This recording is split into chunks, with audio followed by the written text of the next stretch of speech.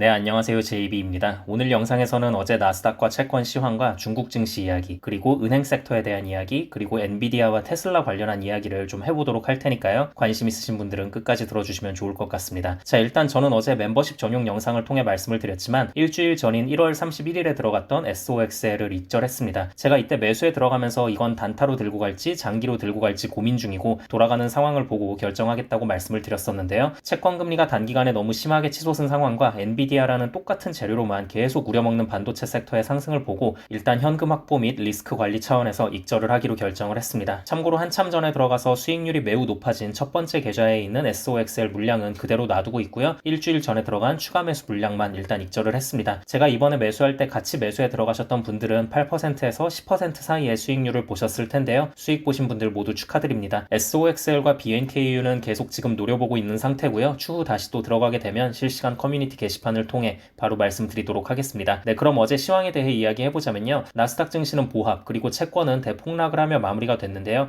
장에 영향을 끼친 몇 가지 소식들 전해드리겠습니다. 일단 첫 번째로는 CBS의 60분이라는 시사 프로그램에 출연한 파월의 발언들이었습니다. 여기서 파월이 매파적인 발언들을 한 번 더 쏟아냈어요. 시장에서 기대하고 있던 5월 금리 인하 가능성에 대해서도 좀 회의적인 발언이 나오니까 채권 시장이 충격을 받았습니다. 근데 이게 사실 좀 그랬던 게 저 방송 녹화가 FOMC 바로 다음날 이뤄진 거란 말이에요. 근데 이번 FOMC 때 파월이 매파적인 발언을 많이 했잖아요. 이런 상황에 바로 그 다음날 촬영한 방송에서 본인의 발언을 바로 바꿔버릴 수는 없었을 것이고, 그럼 저렇게 매파적인 발언이 한 번 더 반복될 거라는 건 어느 정도 예상이 됐었을 상황이었다고 보거든요. 근데도 불구하고 채권이 어제는 좀 심하게 빠지는 걸 보면서 이건 진짜 좀 너무하다 싶더라고요. 그리고 상업용 부동산 관련한 은행 위기에 대한 질문에 대해서도 답변을 했는데요. 이 부분은 역시 예상대로 좋게 잘 발언을 해줬습니다. 사회자가 지금 은행들 괜찮은 거냐고 물어보니까 파월은 대형은행들의 대차 대조표를 계속 살펴본 결과 2008년과 같은 금융위기가 벌어질 가능성은 없을 것 같다고 말을 하면서 상업용 부동산 관련한 문제들은 충분히 관리 가능한 영역에 있다면서 자신감을 드러냈습니다. 근데 한편으로는 소형은행들 몇몇은 아마 파산하거나 합병될 수 있을 거라고 언급을 했습니다. 그리고 슬루스라고 해서 은행 대출 담당자들을 대상으로 한 설문이 나왔는데요. 현재 은행들의 대출 상황이 과거에 비해 아주 좋다고 볼 수는 없지만 그렇다고 아주 나쁘다고도 볼 수 없다는 결과가 나오면서 은행 섹터는 안심할 수 있었습니다. 아무튼 그래서 은행 섹터는 장 초반에는 딱히 뭐 좋지도 나쁘지도 않은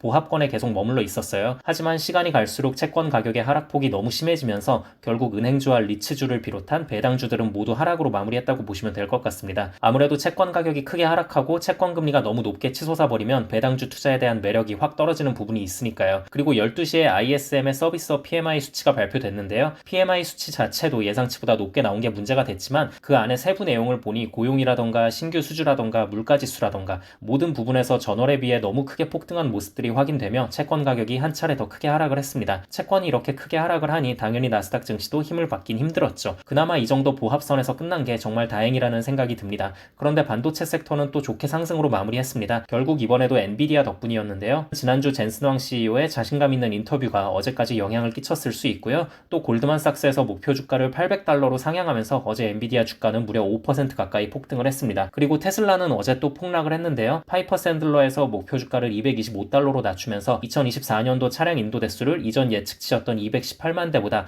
25만 대나 낮아진 193만 대로 낮췄고요. 거기에 올해 총 마진도 1.1% 하락한 16.6%로 예상한다고 구체적인 수치까지 밝히면서 의견을 내니까 테슬라 주가는 타격을 입었습니다. 그리고 별로 좋진 않았던 나스닥 증시와는 달리 중국 증시는 어제 매우 크게 상승하며 마무리했습니다. 중국 정부가 중국 주식시장의 비정상적인 변동성을 막기 위해 악성 공매도 및 내부자 거래와 같은 불법 활동을 강하게 단속할 거라고 밝히며 크게 상승으로 마무리할 수 있었습니다. 네, 이 정도가 어제 시황이라고 보시면 될 것 같고요. 채권이 이 정도로 하락을 하면 다시 또 주식시장의 변동성은 커질 수 있다고 생각을 합니다. 저는 현재 SOXL과 BNKU를 계속 중점적으로 눈여겨보고 있고요. 아무튼 또 뭔가에 매수를 들어가게 되면 실시간 멤버십 커뮤니티 게시판을 통해 바로 말씀드리도록 하겠습니다. 그럼 다음 영상에서 뵙겠습니다. 감사합니다.